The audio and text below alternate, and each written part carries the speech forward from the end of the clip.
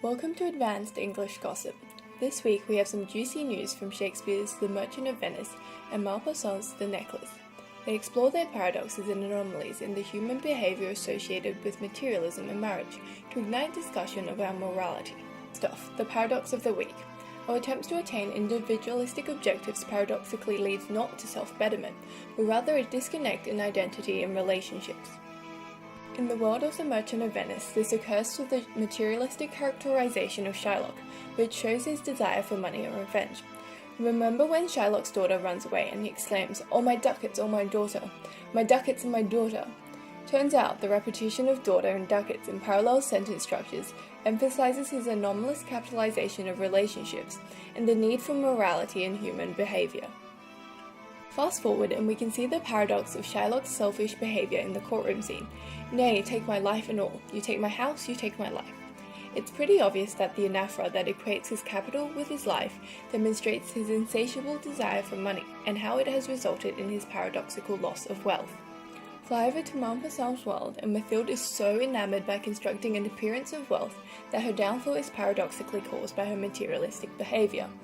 Maupassant uses the diamond necklace to symbolize Mathilde's repeated attempts at creating a wealthy facade.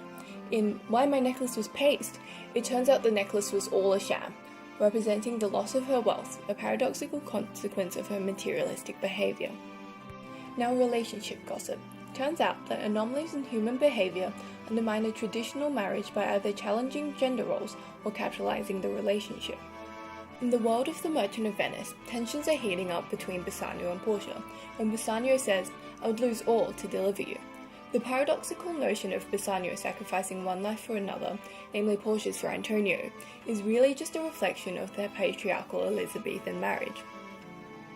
Portia, disguised as Balthazar, fires back with, "Your wife would give you little thanks for that."